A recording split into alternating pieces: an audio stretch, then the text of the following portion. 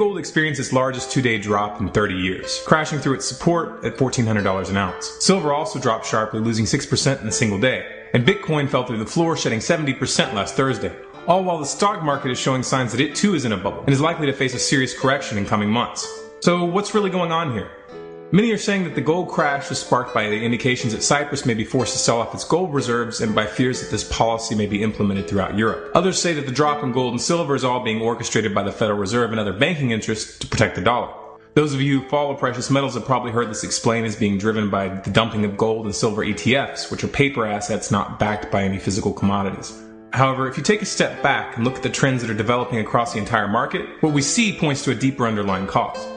The first question you should ask when looking at the run-up to these crashes is what was driving the investment in the first place?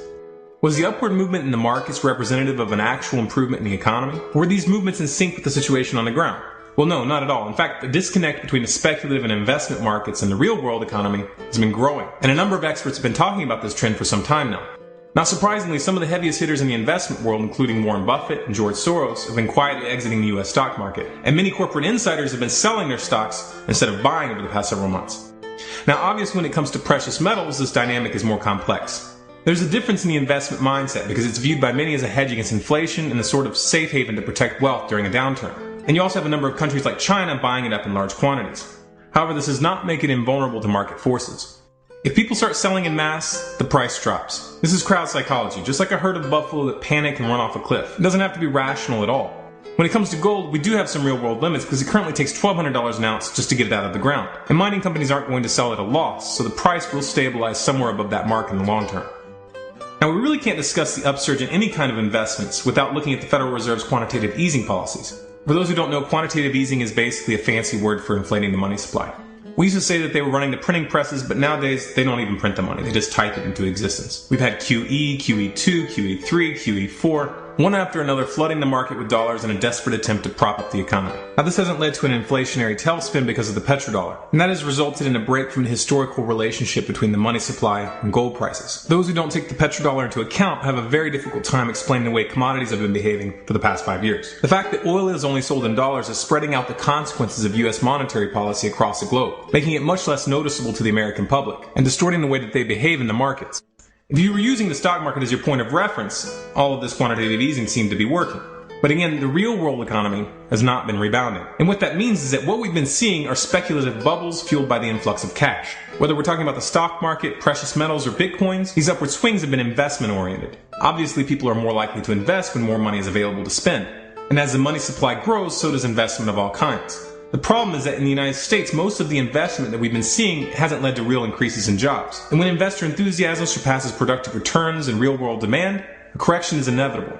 Once you're in a bubble, almost anything can spark a correction. People have been giving a lot of attention to the Cyprus angle, but it's worth noting that these crashes just happened to occur during the build-up to tax day in the United States. Could it be that people were selling bullion and bitcoins to cover their income taxes?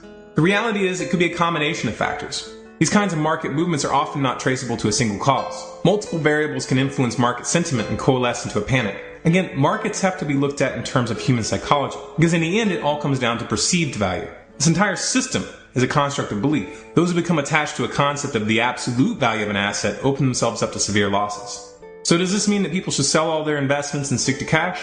Well, some people will promote that idea, but the dollar and the euro are both headed for a collapse. And once that happens, all bets are off. In the short term, gold will not go below $1,200 an ounce for any significant period of time, and it will most likely rebound in the next few months. After the collapse, who knows what gold will be able to buy? That would really depend on what people decide to use for exchange. It could very well be that tobacco would be the currency of choice. It's really impossible to predict that kind of thing. So what's the solution for the average Joe who doesn't have the resources to buy up companies in emerging markets or to set up elaborate hedging strategies, or who doesn't even have the resources to buy any meaningful quantity of gold or silver? I'm not here to give you investment advice, but my personal opinion, we need to pull out of this speculative mindset and start thinking towards an alternative economy.